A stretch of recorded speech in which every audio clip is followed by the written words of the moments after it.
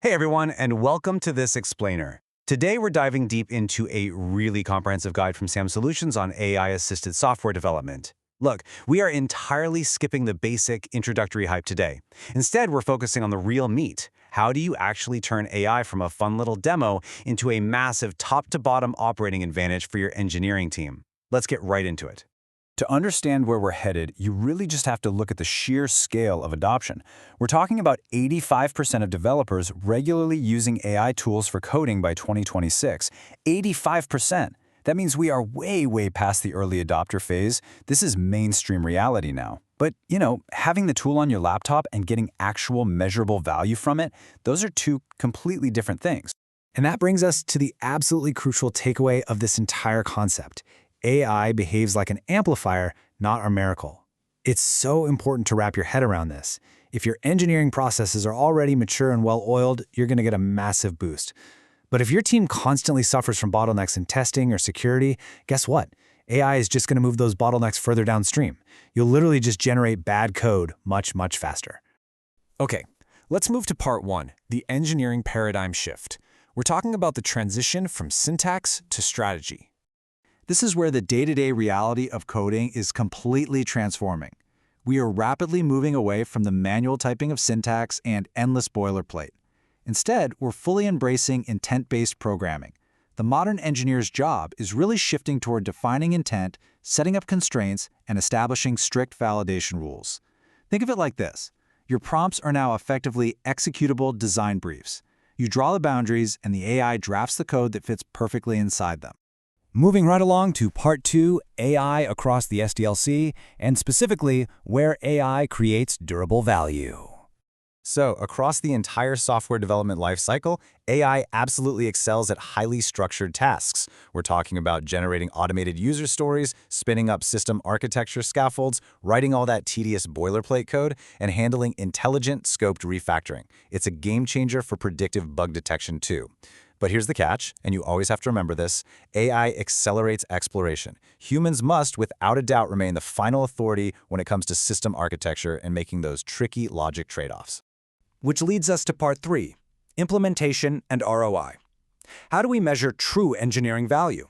If you're running business-critical systems, you absolutely cannot just let the AI run wild.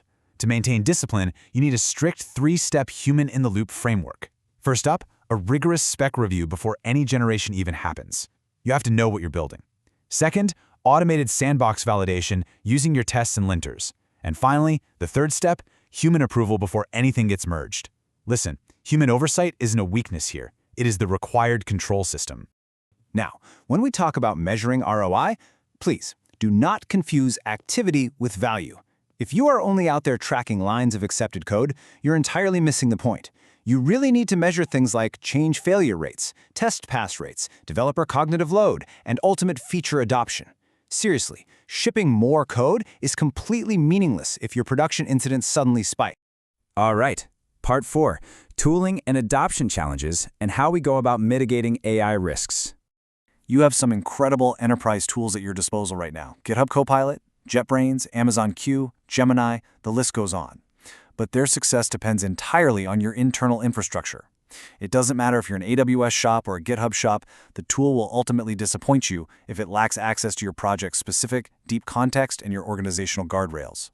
You also have to actively mitigate some pretty massive adoption hurdles. We're talking about AI hallucinations, logic errors, serious intellectual property risks, and of course, cultural resistance from within your own teams.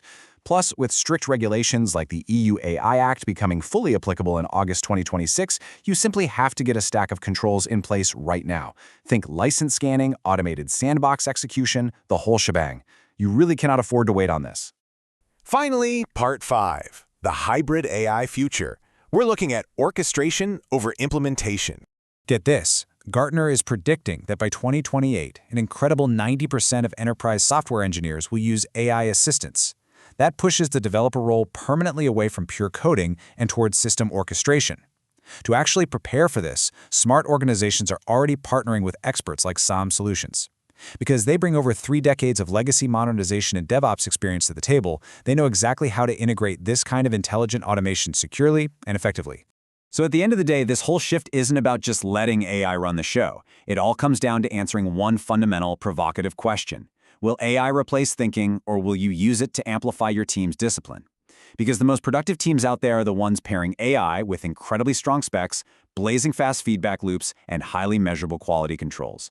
That right there is how you turn this shiny new technology into a true operating advantage. Thanks so much for joining me for this explainer. Now get out there, build faster, and build smarter.